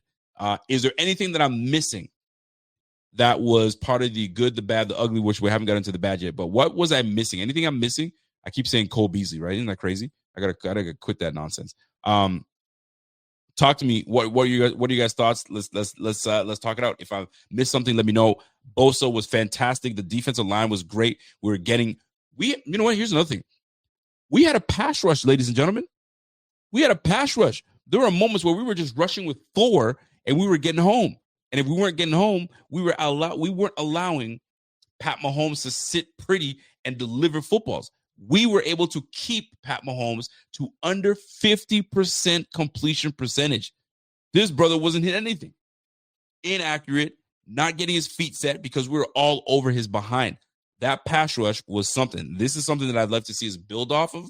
Joey Bosa, sensational, great job. This guy was just all over it, and he knew it. And nothing greater than when you have a defensive player that is very familiar with Pat Mahomes. Now he's on a competent team that is familiar with Pat Mahomes, and now you have team familiarity, and now you have individual familiarity. Now you put that together, you got yourself a damn good matchup for Joey Bosa. So big shout out to Joey Bosa's abilities and getting after it and really just putting the pressure, man, and getting after it and making that backup left tackle look like a backup left tackle. Simple as that. AJ Epinesa, fantastic. Coming in as a rotational defensive end, putting the pressure, getting after it, and put a lick on Pat Mahomes on the sideline where it was safe and it was legal. You love to see it. Now, I want to see that performance so bad next week. Tua Tagovailoa is going to be playing. I feel sorry for the brother because right now the Buffalo Bills are hungry. The Buffalo Bills, you know what I mean? They smell blood. And maybe this is that run I was referring to that we're about to make. And we make this run every year, but we got some tough opponents. We got the Dolphins now, divisional game, and then we got the Tampa Bay Bucks the week after. So that'll be a big one. And here's what we want. We want the Bucks to take down the Patriots because I think the Patriots play the Bucks next week. So hopefully Baker Mayfield's got a little something cooked up for these Patriots, and they can take those boys down with ease. So huge game for this team. A lot of good to talk about. Let's keep it going. All right, the bad. All right, folks, what stood out to you? That was bad. What did you find that was bad? Here, I'll talk to you about one of them. 4th and 17. 4th and 17. My gosh. And with that 4th and 17, Bernard looked like he was absolutely lost. Bernard looked like he was absolutely lost on that play. And that game was not Bernard's best.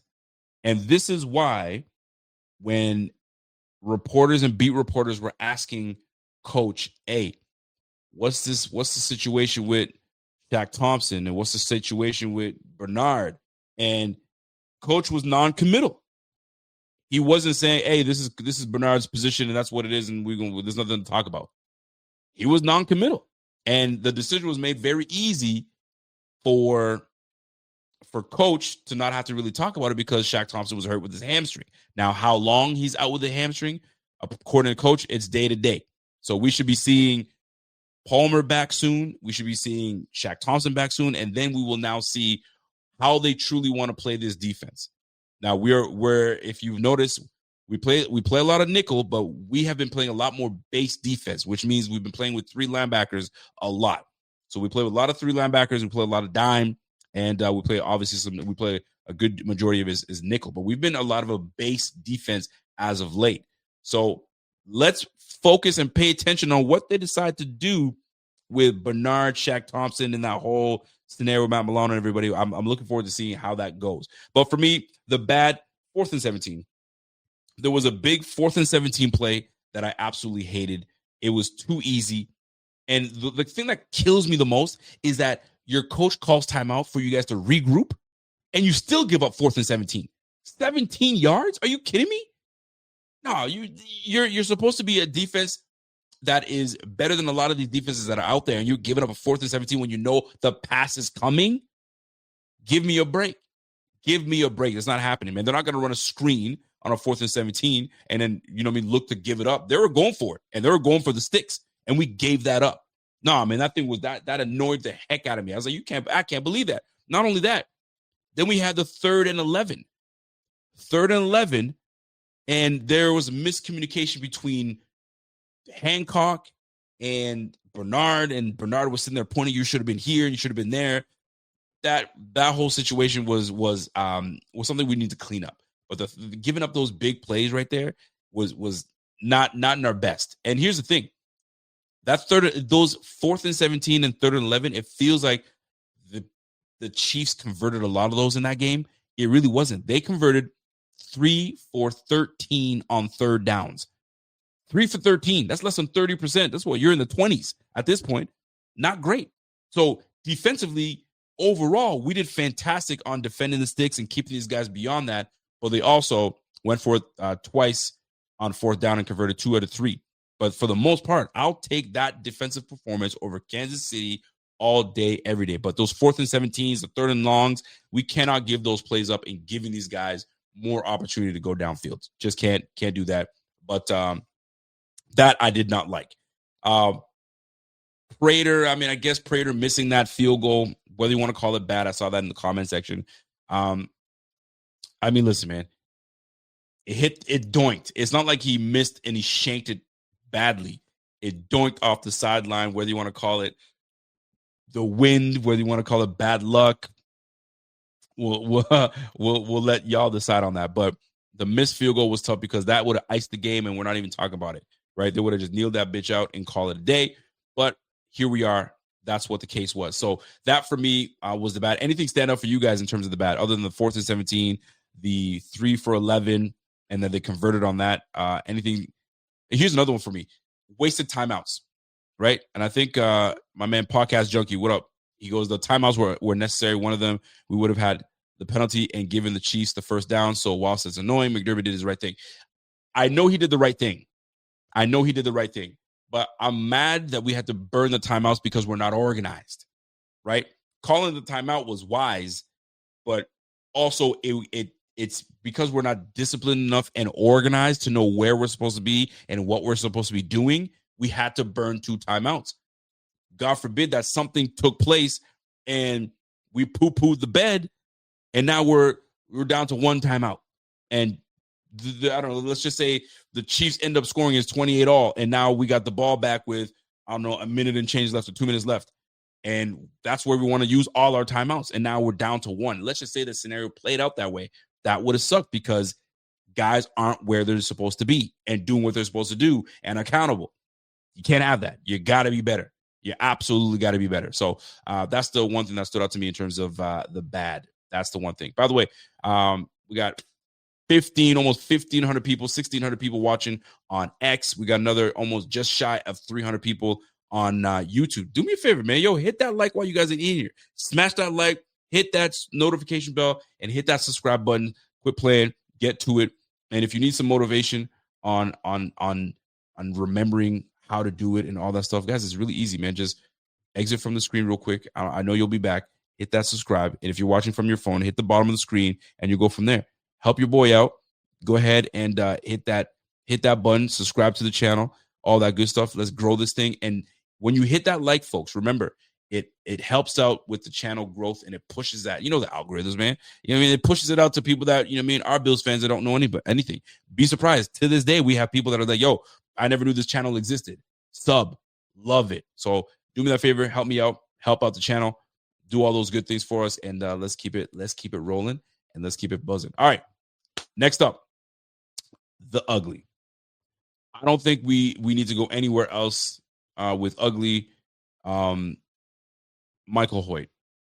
Michael Hoecht going down I'm still hurt by it. I'm absolutely still hurt by Michael Hoecht going down. Why? The guy only played 2 games for us. But in those 2 games, he was absolutely impactful. He had a sack and a half last game. Just impactful. This game, he had half a sack. The guy's got 2 sacks, and he's only played 2 games. And he's pushing and pointing at people, getting them right in the right spots. I remember seeing Jordan Phillips not in the right spot. He's like, get your butt and move over there. Get going. Leadership. He took those 6 weeks off and really put it together. He took those 6 weeks and learned the defense, learned his role within this defense, and you can see it. What a spark that he brought to the Bills. And then we lose him on an Achilles tear. Dude, like how many times are we going to see players go down to a freaking Achilles injury? Golly. And here's the thing. I got to play a clip for y'all because I got to tell you how wild this guy is. Because we've seen guys. Kobe did it. We've seen guys. Who was it on the football field that you could see his Achilles buckle? I can't recall who it was. That it was just bad. It looked bad. You guys remind me who that player was. But these Achilles tears they just feel too common. They're too common. And when they go down, it's bad. I mean, listen, remember D-Hop and who was the DB that was covering D-Hop, and D-Hop was like, I fear God, bro. The only person I fear is fear God. That boy went to a back pedal, pop, there goes his Achilles. It's crazy. Take a look at this clip that I'm going to play for you right now. This guy pops his Achilles, doesn't go down, and continues to make a pass rush move. Are you kidding me? Most guys that go down immediately go for their Achilles and say, golly, who the heck kicked me? This brother said, I don't care what takes place. I'm still finishing this rep. He gets back up and continues to move on the same foot.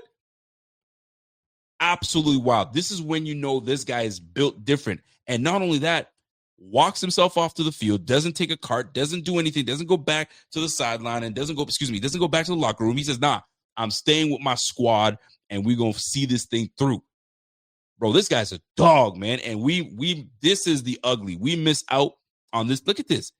Pops the Achilles, doesn't go down, recovers, and continues to make a pass rush, understanding his role. If I go down, this play is dead. Right now you got 2 linemen on one. He's like, yo, let me at least occupy one guy. Look at this. Boom. Gets back up. 65 then has to take him. 52's paying attention. And then lets the play keep going. Man, unbelievable. This guy is a warrior. This guy is tough as nails. And listen, you It's unbelievable. That's the only thing I can tell you guys. It's unbelievable when you see a guy like that and we lose him. That is ugly to me. That's you can talk about all the ugly things that take place. That stood out to me. I was like, oh man. And now it's a void that we have to fill. Not only did we lose Ed Oliver, now we lose Michael Hoecht. Imagine these two guys right now in this defense and the way we're playing, and Cole Bishop coming into his own. We just can't have nice things.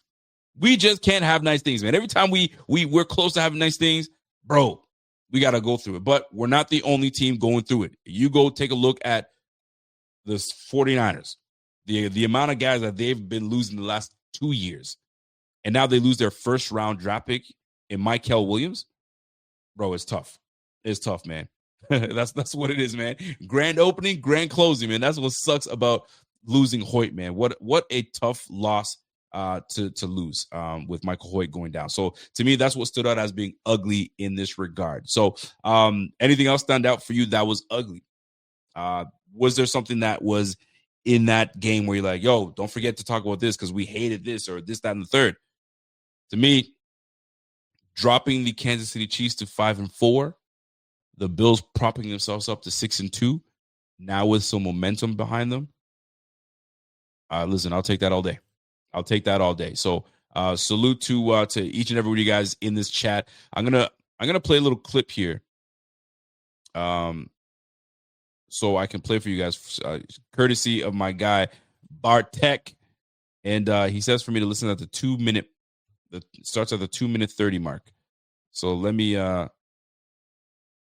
Bartek's gonna get me flagged because it's a YouTube video, but you know what? I'll do it for you, Bartek, because you're my guy.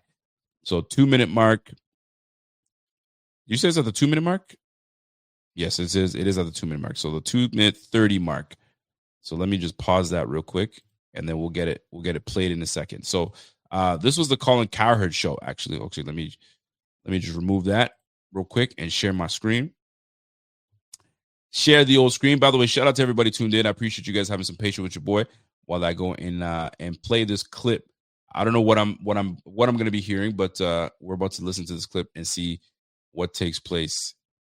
Courtesy of my man Bartek saying, "Yo, you need to listen to this clip real quick and get it cracking." So here we are. Let's listen to my man Colin Cowherd and see what he has to say. Not comfortable. He doesn't trust his own line. He lets go of the ball early, and he still almost pulled it out. But if you're Buffalo, just think about this. Josh Allen's nearly perfect. You run for 140 yards. You're at home.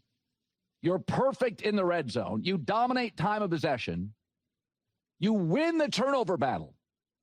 And Mahomes had the ball late going for the tie. So again, not all losses are awful losses, and not all wins mean you've solved everything. I watched Buffalo, and my takeaway is, how does Kansas City have a chance to tie this game? They got punched in the forehead for 3.5 hours, and were moving the ball down the field.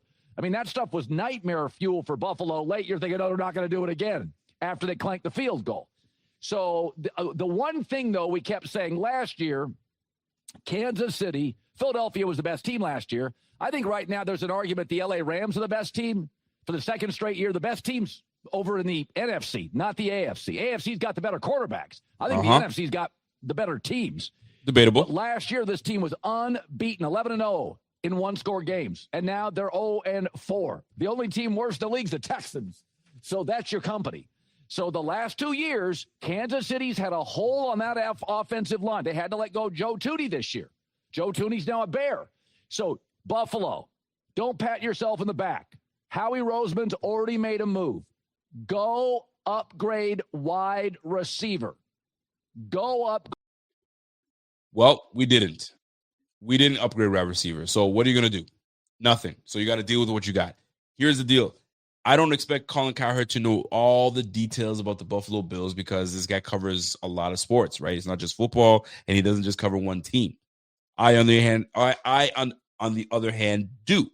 And it's and you know what? Everybody's got a different perspective on this. I see it differently. I have been, I think, consistent enough, and y'all can call me out for it, but I think I've been consistent enough to say that I still believe in this receiving core.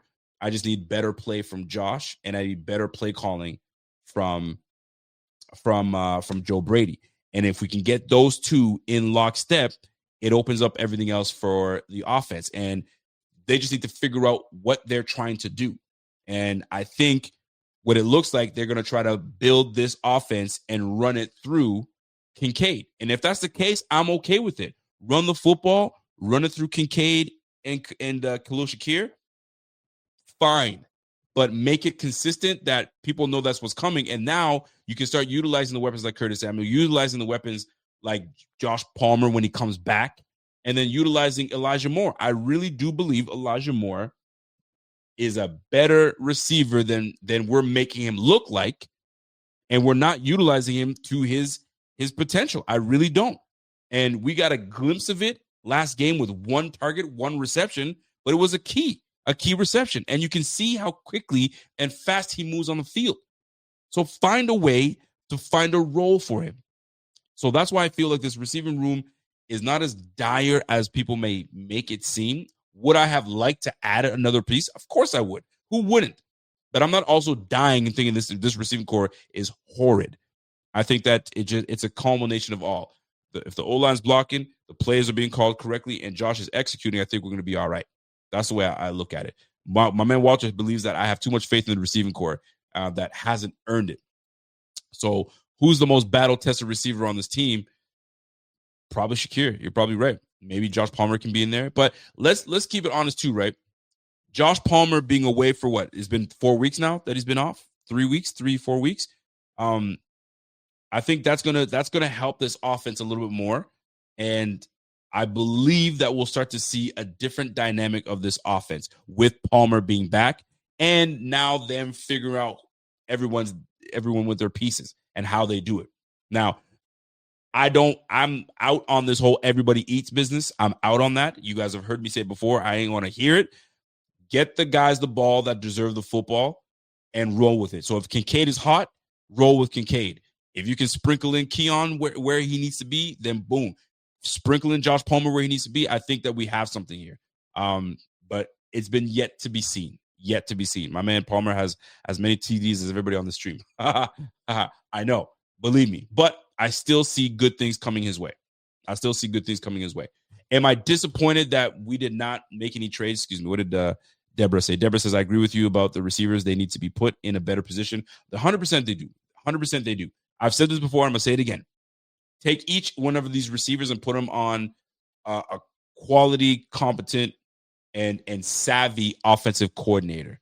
They will find ways to get the ball in the hands of said receivers. I mean, look, Joe Flacco just came in on a team less than a month ago, and he's dialing up and having career moments. Now, call it what you want. Is it Taylor, or is it a combination of having a vet quarterback that knows what he's doing and has elite receivers? Call it what you want to call it.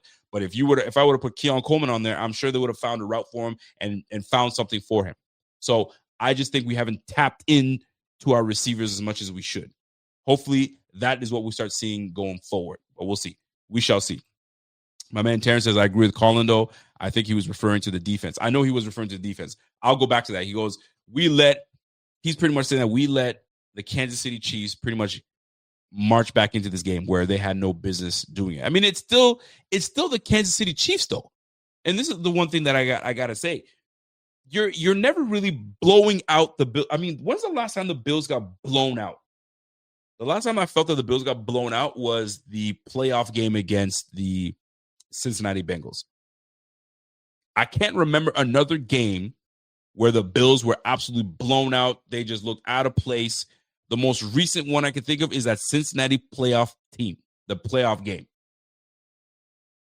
Did we get blown out any other team? Yes, the Ravens. Excuse me, and thank you, and the Ravens.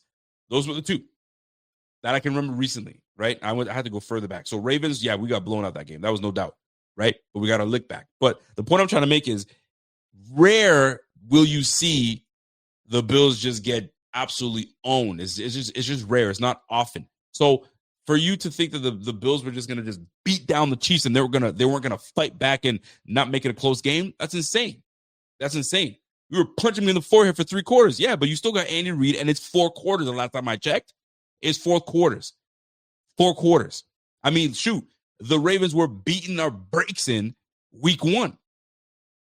Beating our brakes in the week 1. What do we do? Fourth quarter, 50. We're down, 15? And we came back to win this thing. So to mention, we were beating in the fourth quarter, you let them back in the game, bro, I ain't trying to hear all that. This is the NFL. Right? The Bengals were absolutely getting pummeled, and they came back to make it an absolute game. And they still lost the game because, I mean, lack of defense, but call it what you want. But I don't really see eye to eye with Colin on that topic, but that's just me. My man Walter goes, is it our goal to beat the Chiefs in the playoff or win the Super Bowl? I can be convinced we're good enough to beat them, but I'm not convinced that we can win the Super Bowl against the Rams, Eagles by standing pat. I don't disagree with that. And for me right now, I can only have recency bias, right? We just played the Chiefs. I'm on the Chiefs, and that's who always gives us issues. I will say this, though. I do not, and I'll speak for myself, I do not want to get caught up in we beat the Chiefs. I'm trying not to get caught up in that. We beat the Chiefs, and we do it all the time. And I don't want to get caught up in we're waiting for the Chiefs in the playoffs. The Chiefs might not even make the playoffs. So I don't want our focus to be on we're built for the Chiefs, bro. We'll probably end up meeting the Colts, maybe. We still got to play the Ravens. We'll probably meet the Ravens if they get their act together. The Pittsburgh Steelers, we still got them this year. We still got to play the Eagles this year to really see what we're truly about. And once we make the playoffs, we still got to play the Broncos. The Broncos played us tough when we played them in the playoffs last year. And we played up against a rookie Bo Nix. So we can't sit there and worry about the Kansas City Chiefs when we got really good contenders in the AFC that are going to be waiting for us. And if we get caught with our pants down thinking we're the Chiefs, I thought we're prepared for the Chiefs. No, you got to be prepared all day for everybody. Now, the good thing I can say is when you play a team so often, you know each other extremely well. So it's matchup based. So now that we've got some key pieces on our team, that helps a lot, right? Getting Max Hairston, he's going to get more reps. Eventually, he'll be not splitting reps with Trey White, going 30-30. They split the reps 50-50. Heck no. Start cutting that way more. I need to start seeing, 65, 70. And then, as much as Benford is on the field. But, having Trey White on the field, I ain't trying to see Trey White on the field unless we're in dime. All right? That's the one thing I'm looking forward to. But looking at this as a whole, there's some good things that we've displayed. It just sucks that we don't have a fully healthy squad, but neither does everybody else. Everyone's dealing with some injuries. But hopefully we get the guys back that we need in the timely fashion, and then we could really truly make a run. And we're right on track, man. We were 6-2 same time last year, and statistically, we're better. Statistically, so call it what you want to call it, right? Maybe we're right where we need to be. Sometimes you got to take some L's along the way to kind of give you some resiliency so you can bounce back. So we'll see how it is. And you know what? I'm going to agree with this comment too. A lot of people don't want to see Shavers on the field. I think he's better than people want to give him credit for. I think he's a solid player. They're utilizing him one way. They're giving him the Gabe Davis treatment. You know what I mean? You're just out there to be a decoy and block. You know what I'm saying? So hopefully we can find a way to get everybody the football, right? So can everybody eat? No, right? But can Josh serve a better dish? Absolutely. Can there be a better menu? Yes, that's where Brady comes in. Create myself, give me a better menu, and I'll start serving these up. Those the chef and the guy making the menu, y'all got to come together and make this a great product, so we can actually push and really make some differences down the stretch and into the playoffs, so we can actually get to our first Super Bowl in freaking 30 plus years. If the freaking Blue Jays can't do it, the Bills can. All right, that's the way I look at it. All right, before I get out of here, folks, you guys already know what time it is. You know what I mean? I gotta share my screen and get to it. And if you guys haven't been able to, there I go. I'm missing. If you guys have not been able to get on the the Sleeper app, what are you guys waiting for, guys? There's no deposit needed when you jump on there. You got a free $20 entry. Use it. We're giving it to you. It's right here. It's right here. A free $20 entry, man. Jump on that, man. We helping you out. So jump on there. Have a good time with it. And it's one of the best apps out there. I use it all the time. Right now, my team is absolutely not doing well. And one thing that I do hate about fantasy is I've 3 weeks in a row now that I'm on a 3-game losing streak, which I'm on a 2-game losing streak, excuse me, and I'm sick to my stomach. I had a 140-point game. I lost to a guy that put on 180. When I looked at the rest of the league, 80 points, 90 points, 110 points. I was like, dude, I could have washed every one of these. This week, I put up 124 points. This guy puts up 160. I look at the rest of the game, the rest of the league, 119, 108, 89. I'm like, come on. The teams that I should be a lot better in my fantasy, and I'm not doing well. So Sleeper app, one of the best ones. Get 100% match up to $100 and using the code BF. So don't forget, man, use the code BF25 and you'll get up to $100 match on your first deposit. Terms and conditions always apply. You guys know that. See the Sleeper terms for use and details. Current operational in 25 states. So jump all over that. So you know what time it is. It's that Thursday night game. And let me share my screen real quick so we can make some. Listen, I've not been great, folks. I've not been great. Hopefully I can redeem myself. But folks, I have been buns. I've been absolute buns. So what do we got? Let me just adjust this here so you guys can jump in with me. Where we at? I hate when this thing does that to me. All right, give me a moment here so we can set it up. All right, so we got the Geno Smith-led Raiders with the Denver Broncos. If we could get an upset from the Raiders beating the Broncos, I would absolutely love that, but we'll see. Brock Bowers is an absolute beast. There's no and ifs or buts about it. This guy is nasty with it. So to me, if Geno Smith is going to do something, you got to find Brock Bowers. And Brock Bowers, anytime touchdown, give me that more. Always, it's going to be that anytime touchdown with Brock Bowers, their best receiver on the squad, and they just traded Jacoby Myers. Yeah, I'll take that. So that being said, if you're a fantasy guy, if Jacoby Myers is gone, start looking at the receiver room and see what they got over there. So keep that in mind, folks. Keep that in mind. All right, let's keep it rolling. So I got Brock Bowers anytime touchdown. Give me Bo Nix, free pick. You know me. I like me some free. So I'll take that all day, every day. And last but not least, Geno Smith. This Broncos defense is solid. Pat Surtain, you got Nick Bonito. There's a crew out there. That pass rush is nasty, and they got a great defensive backfield. Geno Smith, you got me talking with a list. Geno's gonna have some tough times, but because they'll be down, they're gonna be throwing a lot. So I whether he's accurate doing this, I don't know. I just don't like the matchup for these guys. So give me Geno with less than 212. I'd love to see it, but this brother's been struggling. I don't know how he's struggling. You're with your old coach. You got Chip Kelly out there that's supposed to be offensive guru. You should be way better. And the run game you should be leaning on the run game, and they're not. So go figure. So give me Geno with less. Give me Bo Nix with more. And give me Brock Bowers with an anytime touchdown. I'll take that all day. So if you guys are interested in jumping all over that, I suggest it. It's a good time. And hopefully my picks hit this time, because bro, I've been struggling. I've been in struggle mode. So hopefully we can get back right to it. So let's get back to it. So folks, I appreciate your time. It's always love when you guys jump in and hang out with your boy. And I'm always gonna bring the juice every time you guys come on here. We're not always gonna see eye to eye.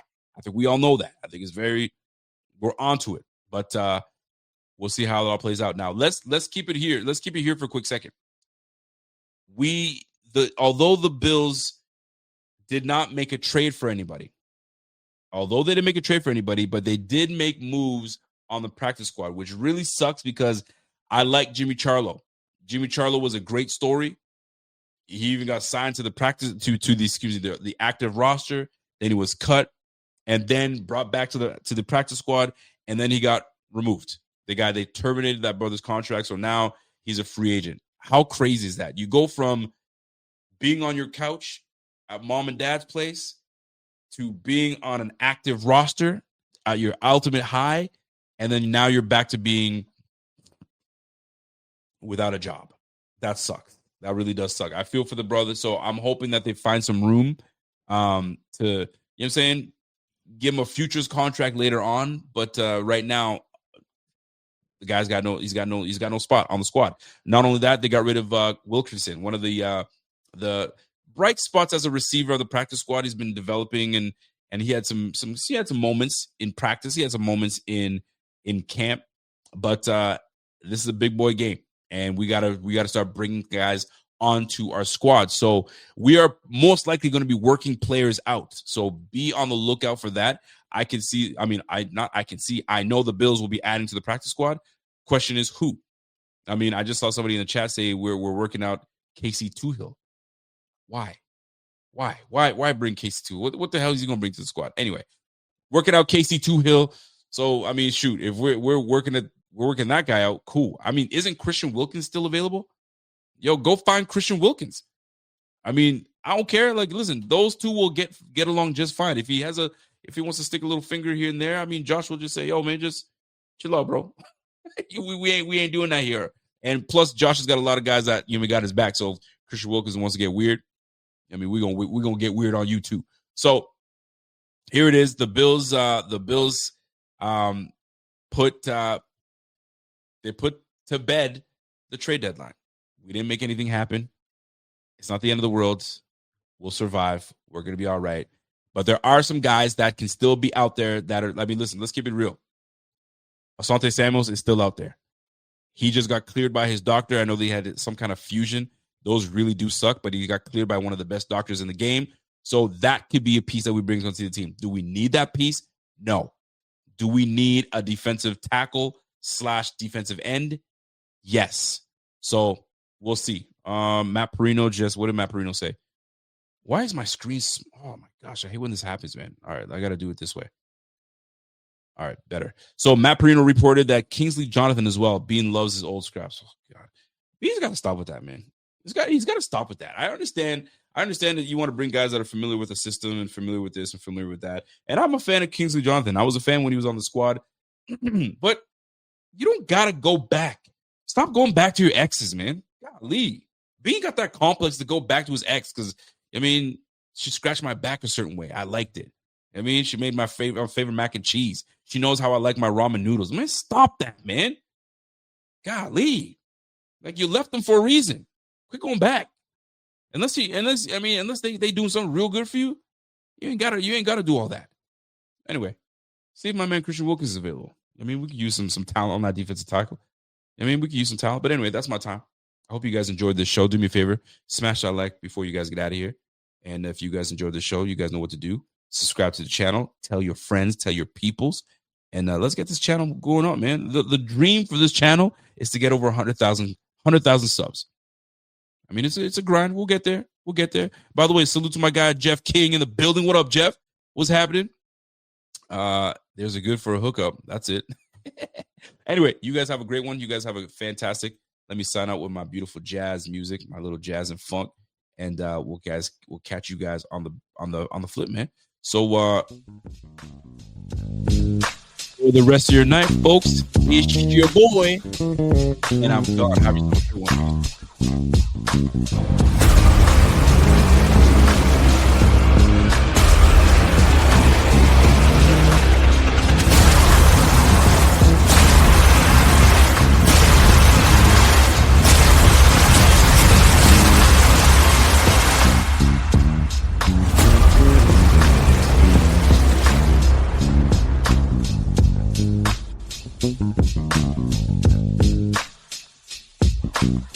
If you're a podcast host, listen up, this one's for you. My name is Allie Jackson. I'm the host of Finding Mr. Hoecht, a dating and relationship podcast that I've been doing for 4 years now, sharing my positive and practical approach to dating that's built on my own life experience. And I wanted to share another experience that I've had, my secret behind monetizing my show. It's called Red Circle, and I was just telling my colleague about how much I love their platform. With Red Circle, not only am I getting a seamless hosting experience, but I also love the support I receive in ad sales. It's not just typical ad sales either. It's targeted targeted opportunities based on my show and my life. And the platform is super simple. You just set your preferences and Red Circle matches you with sponsors that align with your show. You can vet every opportunity and their platform gives you great analytics. More recently too, my Red Circle team has brought me opportunities outside of my podcast on social media to really augment the podcast partnerships, bring them full circle. I just can't recommend them enough. If you want to give it a try, go to redcircle.com to get your free trial. That's redcircle.com for a free trial.